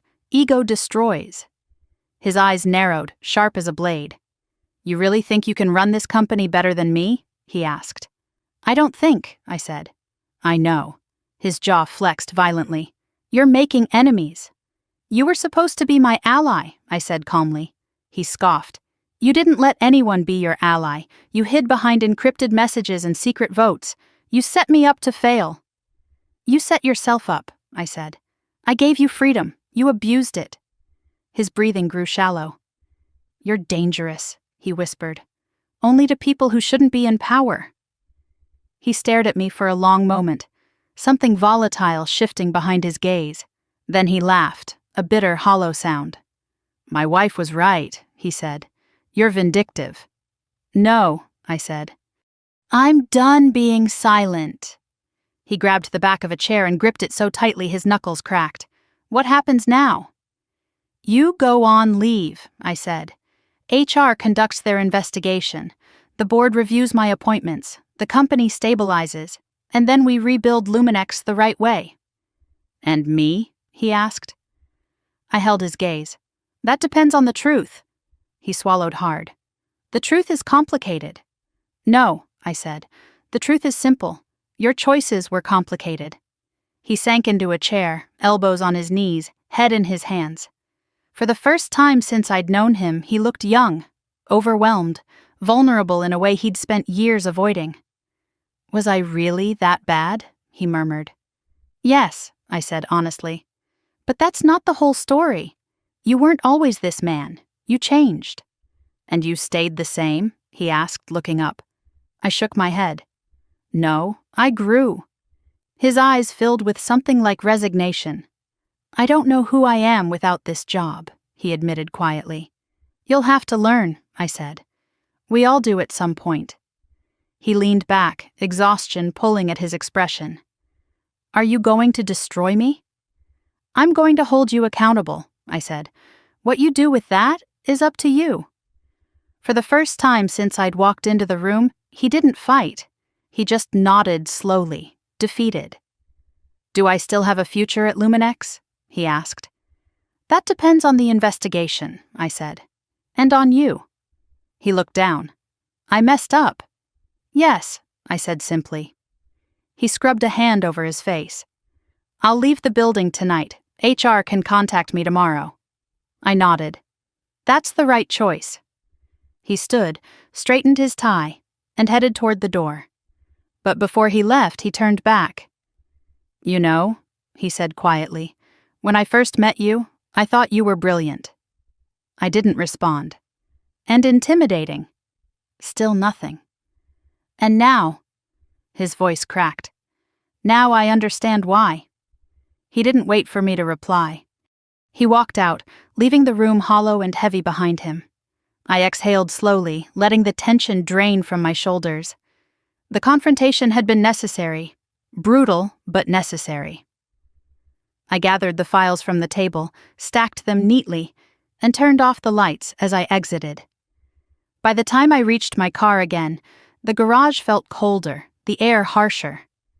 I slid into the driver's seat and stared out the windshield, letting the quiet wrap around me. My phone buzzed again. A message from Kyle. Heard something happened tonight. Are you safe? I typed back. I'm okay, just tired. Another buzz. Want company? My breath caught. For a moment, I allowed myself the softness of the offer. Then I typed, not tonight, but thank you. I set the phone down, started the engine, and drove home through the darkened streets. Halfway home, my phone buzzed again. Unknown number this time. I shouldn't have answered. But I did. Morgan, my mother's voice cracked through the speaker, raw and frantic. Your father is furious. Sienna is in tears. Damon's wife is calling everyone. We need to fix this before it gets worse. I kept my eyes on the road. It's going to get worse before it gets better. You can't keep doing this, she snapped. I can, I said, and I will. You're destroying us. No, I said quietly. I'm freeing myself. Her breath hitched. We won't survive this. You already didn't, I whispered. You just didn't notice. I hung up before she could reply. When I reached my apartment, the exhaustion hit me all at once. Thick, heavy, bone deep. I closed the door behind me and leaned against it, letting the silence fill the spaces my family used to occupy. Today had taken everything from me, but it had also given me something I had never truly felt before. Sovereignty. And I wasn't about to give it back. I woke the next morning to a silence so crisp it felt like the air itself was holding its breath. The light filtering through my curtains was soft, gray, cautious, like even the sun wasn't sure how the day would unfold. My body ached with the kind of exhaustion that comes not from lack of sleep, but from emotional impact, from truths spoken out loud after decades of swallowing them whole. Still, the moment I sat up, I felt something unfamiliar settle inside my chest. Resolve, not anger, not fear, not defiance, just clarity. I showered, dressed, tied my hair back, and made a quiet breakfast I barely tasted. My phone buzzed over and over. My mother, my father, Sienna, 3 aunts, 1 cousin, my mother again. I placed the phone face down and left it that way. Today was about one thing, the contract. $2 billion. The largest deal in Luminex history, and the final step in solidifying the future I had built for myself. Outside of the family that never cared, far beyond the shadow they kept insisting I stand in. By the time I got into my car, the city was fully awake. Traffic hummed through the streets, horns blaring, pedestrians jaywalking, coffee trucks steaming on corners. Life moved. My life moved. And I wasn't letting my family claw me back into their orbit ever again. At headquarters, the lobby buzzed with something almost electric. Heads turned as I entered, conversations hushed. Some people smiled, tentative, hopeful. Others watched me with wide eyes, uncertain what to expect from a founder they'd never met until yesterday. Leah rushed toward me the moment I stepped into the executive elevator. Morning, Miss Hayes. The Norrington delegation arrived early. They're waiting in the main conference suite. Are they nervous? I asked. She smiled faintly. No, they seem excited and relieved. Good. I stepped into the elevator alone, the doors closing with a soft thud.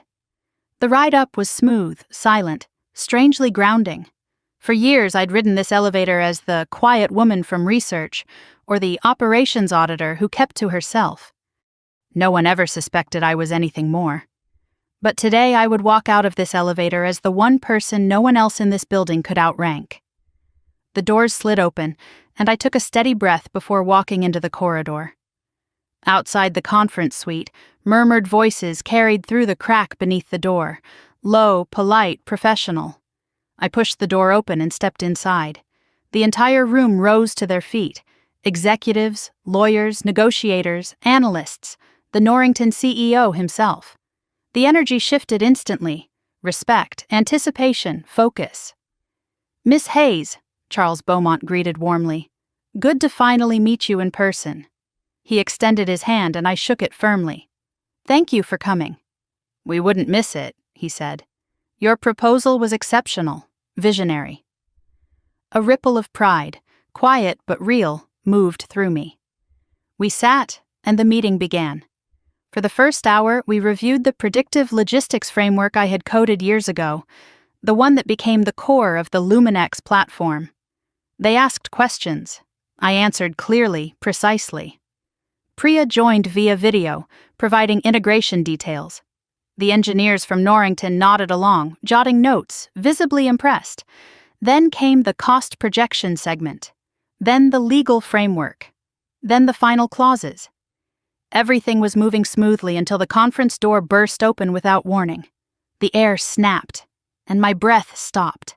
My entire family walked in, my mother leading the charge, my father just behind her, Sienna trailing with a tight-chested fury written across her face. Behind them, 2 security officers followed, helpless, clearly unable to stop the storm that had just blown in. My mother's eyes were red, her makeup smudged. "Morgan," she said loudly, voice trembling. "We need to speak to you, right now." The entire room froze. Charles Beaumont straightened, jaw tightening. "Excuse me, this is a private negotiation." My father stepped forward. "We're her family." "This is urgent." "No," I said calmly. "It's not." Sienna scoffed. "You can't ignore us." "I can," I said. "And I am." My mother took a shaky step closer. "How dare you humiliate us like this? How dare you shut us out? We deserve to be part of this." I kept my voice level. "You deserve nothing from this room." "You listen to me," my father snapped. "You are going to fix what you broke. You are going to repair this family, or—" "I'm in the middle of a negotiation," I said sharply. "A negotiation that affects thousands of employees and billions of dollars. This is not the place for your theatrics." Sienna pointed a trembling finger at me. "You think you're better than us now? You think money makes you important?" "No," I said. "I think work does. Integrity does. And neither of you taught me that." My mother's lip quivered.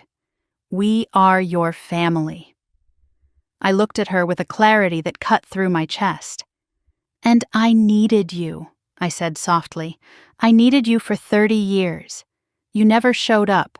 You showed up now because you're scared." She went still. "You're scared of losing access, scared of losing control, scared of losing the daughter you didn't care about until she became useful." Tears welled in her eyes, but I didn't waver. "You don't get to storm into my workplace," I said. "Not today, not ever again." My father's face reddened. "We raised you." "You raised a ghost," I said. "One that learned to walk through walls because you refused to open a door." The room was silent. Completely, absolutely silent. I let out a steady breath. "Security," I said calmly. "Please escort them out." My mother gasped. "You wouldn't." "I would," I said. "And I am." The officers stepped forward, gentle but firm. My family resisted, pleading, arguing, demanding. But within moments they were removed from the room. The door closed softly behind them, the latch clicking like a period at the end of a sentence I should have written years ago. I turned back to the room. Every eye was on me. I straightened my shoulders. "My apologies for the interruption. We can continue." Charles leaned forward slowly. "Miss Hayes, is everything all right?" "No," I said, "but it will be." He nodded with quiet respect. "Then let's finalize this together." For the next hour, the meeting resumed with a renewed sense of gravity. When it came time to sign the final document, Charles pushed the folder toward me and offered a pen. "Founder's signature goes first." I took the pen. The moment ink touched the page, something changed inside me. Not a spark, not a fire, but the quiet click of a lock opening. A door I had spent decades banging on from the outside finally swung inward, and I walked through. After the meeting ended, handshakes and congratulations filled the room. People smiled at me, not out of pity, not out of curiosity, but out of respect. I stepped into the hallway, took a breath, and allowed myself one moment to sink into the realization. I didn't just survive my past. I outgrew it. I rebuilt myself. I reclaimed what was always mine. And now, no one, family or otherwise, could take it from me again. But as I headed toward my office, my phone buzzed with a new notification. A message from my father. "We're not done." I stared at the screen for a long moment. Then I typed, "I am," and walked into the rest of my life. I didn't go back to my office after signing the contract. My body carried me there out of habit, but the moment I stepped into the hallway, the air felt too thick, my thoughts too crowded, the fluorescent lights too sharp. I needed space. I needed air. I needed a moment where I wasn't surrounded by glass walls, hushed voices, or the ghost of my family's intrusion still clinging to my skin like smoke. So instead of turning right toward the executive suite, I turned left, walked straight to the private elevator, and descended to the street-level atrium.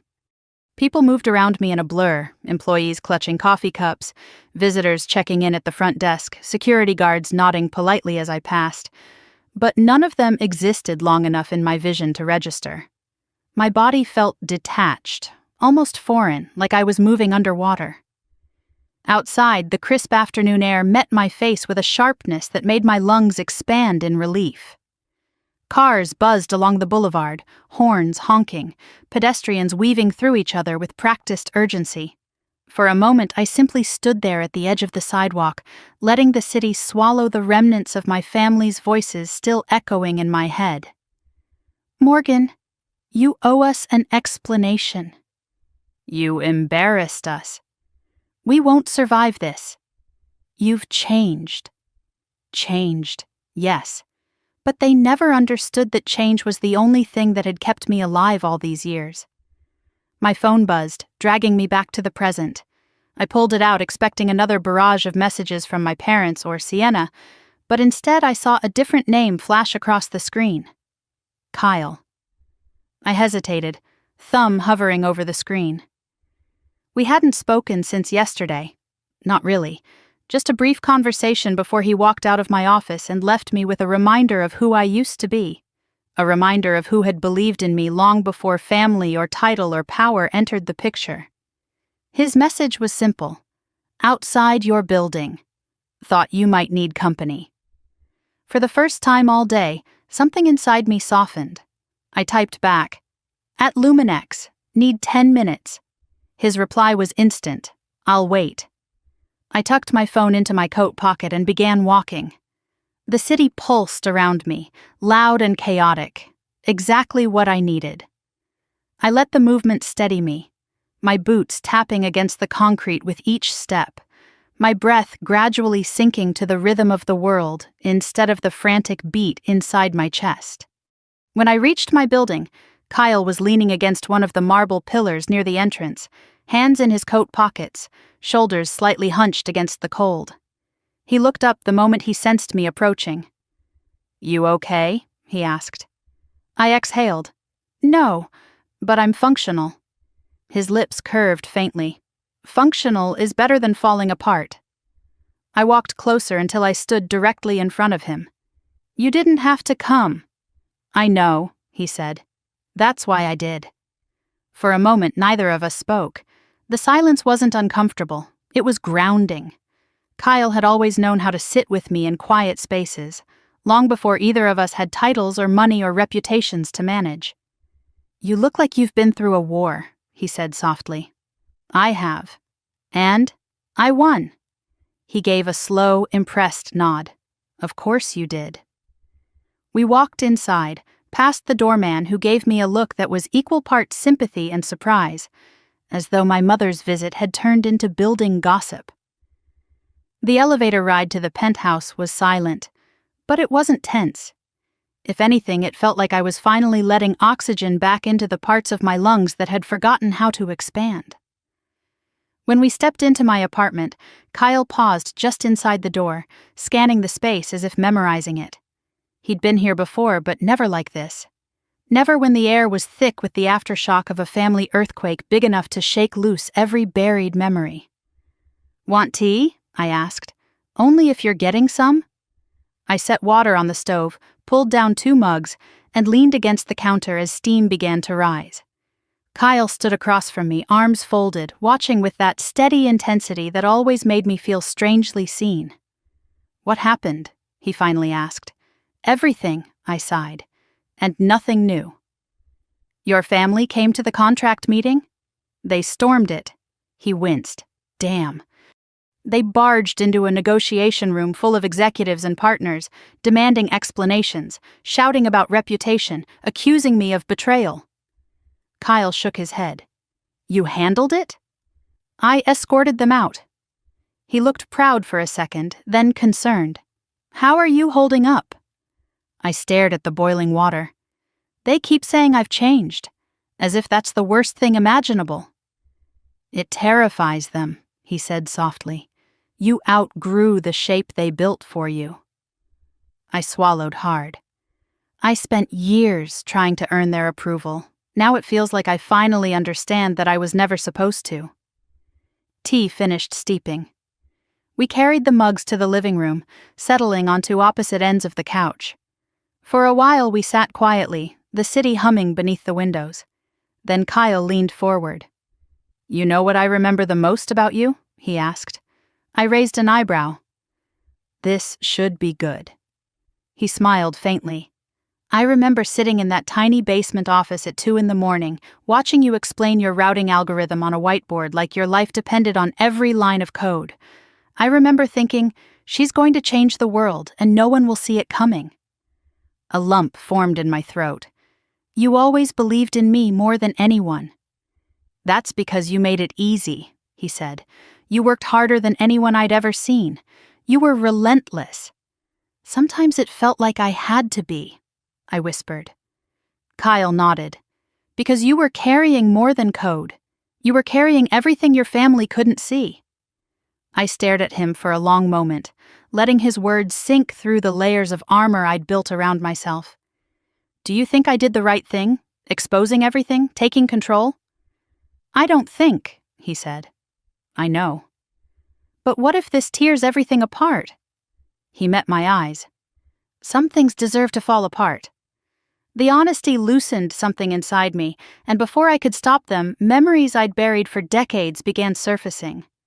My mother once told me I was too independent, I said quietly, that if I didn't soften myself, no man would ever want me. She said it like she was offering advice. Kyle's jaw tightened. That wasn't advice. That was fear.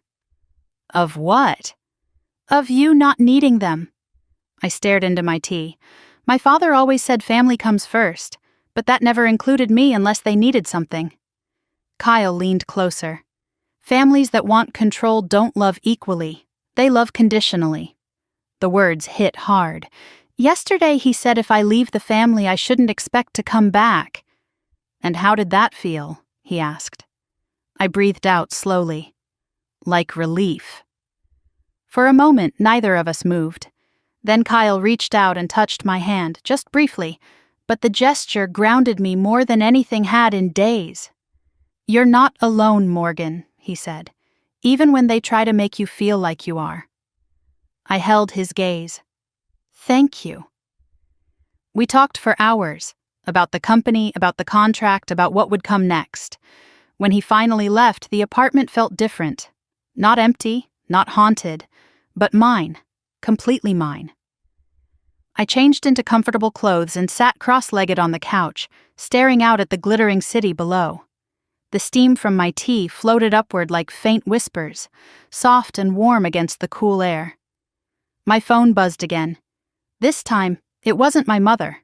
It wasn't my father. It wasn't Sienna. It was Leah. Miss Hayes, something happened downstairs. You need to come back to HQ now. A cold jolt shot down my spine. I replied instantly, What's going on? Her answer came seconds later. Damon. He didn't go home. I was already grabbing my coat. Something inside me knew this wasn't going to be another quiet confrontation.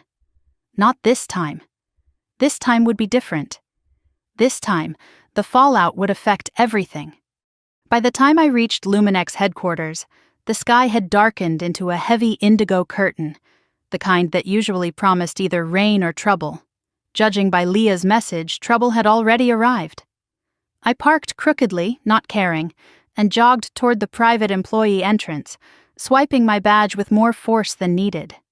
The lock clicked open, The hallway lights flickered on, and a strange hush washed over me. A hush charged with tension. Leah was pacing near the end of the corridor, her tablet clutched to her chest. When she saw me, relief and fear washed over her face in equal measure. "Miss Hayes, thank God," she whispered, hurrying toward me. "He's still here." "Where?" I asked. "Conference room 3. Security didn't want to force him out until you arrived." I steadied my breathing. "Did he say why?" She swallowed. "He said he found something."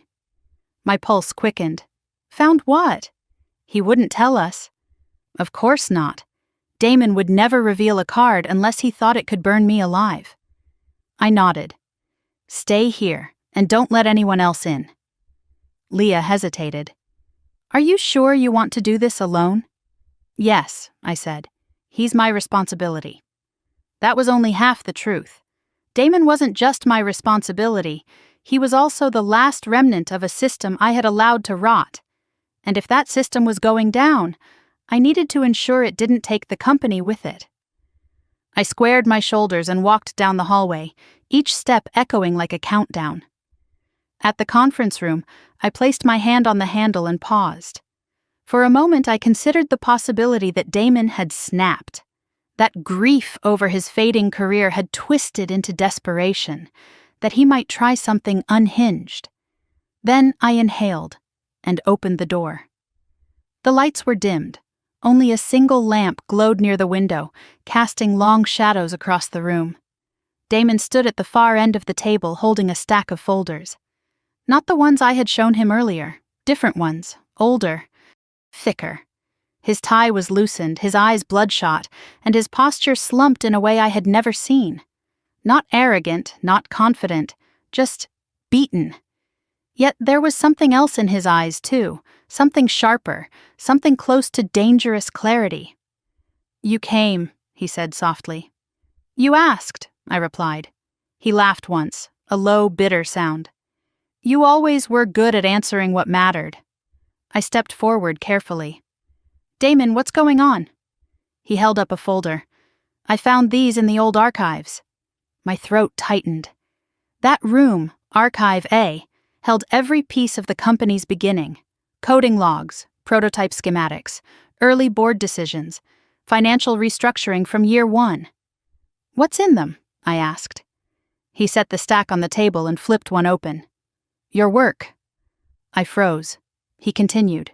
"Your handwriting, your code, your drafts, your plans, your projections, your signatures, all dated years before I ever even walked into this company." I didn't move. Couldn't. He stared at me, eyes hollow. "You really did build everything." My fingers curled slightly. "I told you that." He shook his head. "I didn't believe you. Not fully. Not until I saw these." I stepped closer, but cautiously. "Damon," he lifted another document. "Your name was everywhere, and yet you erased it from every public record." "That was intentional." "Hiding your identity?" he asked. "Or hiding from your family?" My jaw clenched. He smirked faintly. "I figured as much." "Damon," I said, voice steady, "why are you showing me this?" He exhaled sharply, rubbing a hand over his face. "Because I thought I could bury you the way I buried everything else that threatened my position. I thought if I dug up something, anything, I could use it to push you back into the shadows." "And?" I asked quietly. "And I didn't find your weakness," he whispered. "I found your truth." He lifted his gaze, and for the first time there was no arrogance, no charm, no deflection. Just raw understanding. "You were never trying to take the company from me," he said. "You were trying to save it." "Yes," I said. "I still am." He let out a long, shuddering breath. "I messed up." "I know. I crossed lines." "You did." "I hurt people." "You did," I repeated. He met my eyes. "Including you." Something inside me tightened. I didn't need the apology, but hearing it mattered more than I expected. He stepped back and gestured to the stack. "These prove you were the founder. They prove everything you said. They prove this company was yours before anyone else touched it. I thought I'd find something to use against you, but all I found was why you deserved better leadership." I studied him carefully. "What do you want, Damon?" He swallowed. "I want to know if there's a place for me here." The vulnerability in his voice, unexpected, unguarded, caught me off guard. I breathed in slowly. "You're under investigation. You know that." "I know," he said, "and I'll accept whatever comes. But before that, I needed you to know I'm done fighting you." My shoulders eased ever so slightly. "Then stop sabotaging yourself." He nodded. "I will." A beat of silence passed. Then he added, almost quietly, "And I needed to tell you something else. Something I didn't understand until today." My heartbeat picked up. "What?" He held my gaze, steady and solemn. "You're not like me. You're not like any of them. You're not leading from ego. You're leading because you built a world worth protecting." "Damon." "You're more capable than I ever gave you credit for," he said. "And you deserved credit long before today." The words sank into me like sunlight reaching a place starved for warmth. He took another step back, raising his hand slightly. "I'm going to leave now. I won't cause trouble. I won't fight the process. I won't fight you." "Thank you," I said quietly. He gathered his coat but paused at the door. "For what it's worth, I'm sorry. Truly." He left before I could answer. The room felt strangely still, as though something large had finally exhaled. I walked to the table and opened the folder on top. My handwriting stared back at me in looping lines of notes, early algorithms scribbled in rushed script, documentation from all-nighters I barely remembered. Pages of proof. Proof that I had always been more than the invisible daughter. More than the silent founder. More than the woman people assumed wasn't worth noticing. I closed the folder gently, then my phone buzzed. A new message, not from Damon, from my father. "We're coming to your apartment. This ends tonight." Cold pressure tightened around my ribs. I texted back, "Do not show up. I won't let you in." No reply. Another message arrived seconds later, this time from my mother. "Please, don't do this." And then Sienna. "You've ruined everything. If you lock us out again, don't expect a family." I turned the phone over, face down, pulse quickening. The door behind me creaked open again, softly this time. I turned sharply, adrenaline spiking. But it wasn't my family. It was Priya. Her expression changed instantly when she saw the stacks of documents, the look on my face, the tension in my shoulders. "What happened?" she asked, hurrying toward me. I swallowed the storm threatening to break inside me. "Damon found the old archives." "And?" "And he knows everything." "About you?" "Yes." "And about your family?" I nodded slowly. She glanced at the folder, then at me. "Morgan, what did he say?" I took a breath. "He said he's done fighting." Priya exhaled in relief. "Good, that's good." But my gaze drifted to my phone. She followed my line of sight, saw the messages, her jaw tightening. "They're coming," I said. "No," she whispered. "Not again." I straightened, gathering the folders, stuffing them into my bag with efficient precision. "This time," I said, "I won't be there." Priya reached for my arm. "What are you going to do?" I lifted my bag, feeling the weight of my past and future both anchored inside it. "Finish what I started." I walked out of the conference room, each step carrying me deeper into determination. My phone buzzed again. One final message from my father. "We won't be ignored." But I didn't even look down. Because for the first time in my life, their voices couldn't touch me. Not anymore. The elevator hummed softly as it carried me toward the executive floor for the final time that week, each passing number tightening the resolve in my chest.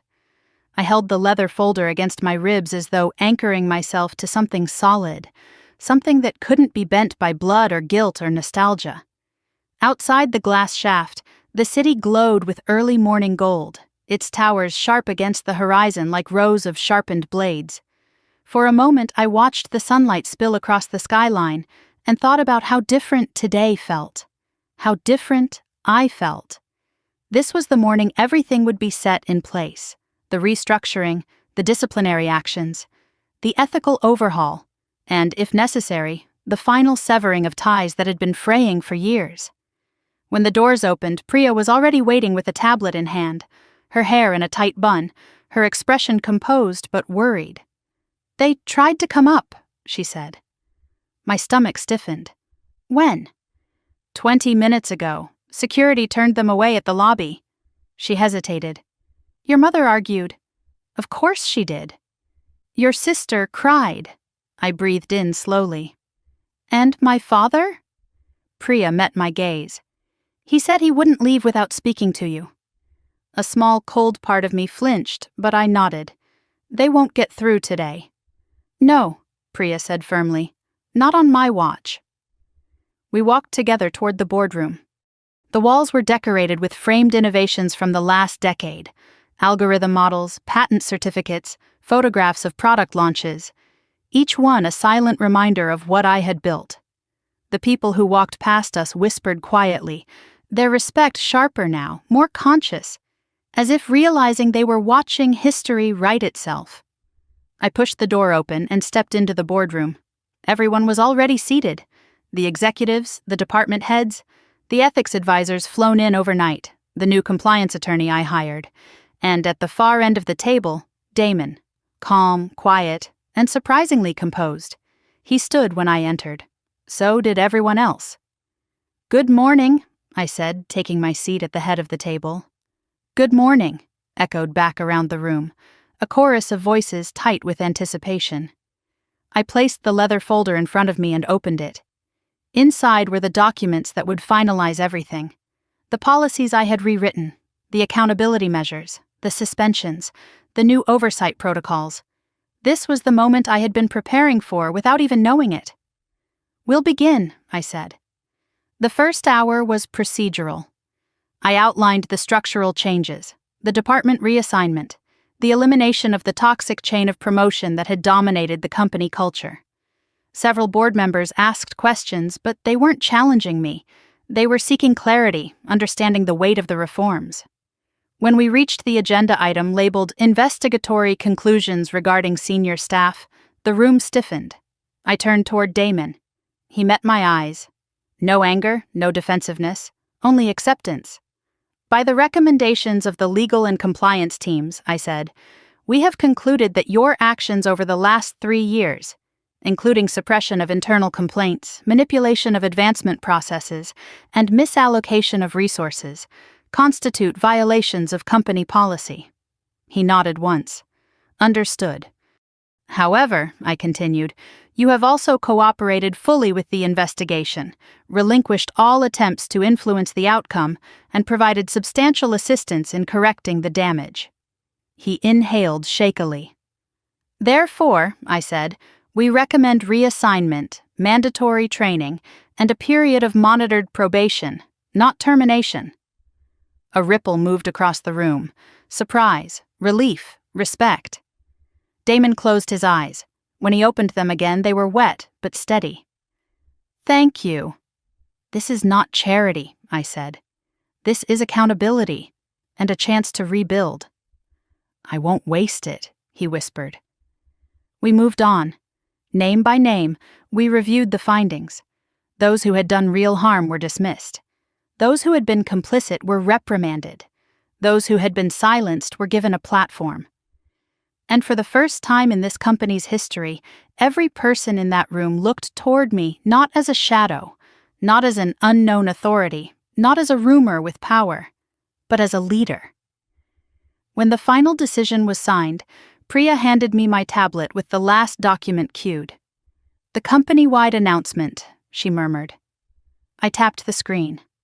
A broadcast opened, transmitting across every floor, every office, every satellite building, every remote workstation. "Good morning, everyone," I said. "Today marks a turning point." I outlined the reforms, the values, the expectations, the new culture we would uphold, and the promise that every voice would matter. Then I added something I hadn't planned: I built this company because I wanted to create something where excellence mattered more than privilege, where effort mattered more than connections, where fairness wasn't negotiable. And as of today, that is the future of Luminex. When I ended the broadcast, the room was silent. Then applause broke out, soft at first, then stronger. It wasn't loud, it wasn't thunderous, it was respectful. When the meeting adjourned, people filtered out quietly, some approaching to offer thanks or reassurance. Damon stopped near me. "You saved me," he said softly. "No," I replied, closing my folder. "You saved yourself by choosing truth over pride." He nodded once, deeply, then left. Priya lingered. "Now," she said, "you have one more thing to do." I sighed. My family. Yes. I walked to my office, each step slow, the calm before a storm that wasn't mine to put out anymore. When I entered, I saw a notification blinking on my security console. Lobby, 4 individuals requesting access. Denied, denied, denied, denied. I pressed the intercom.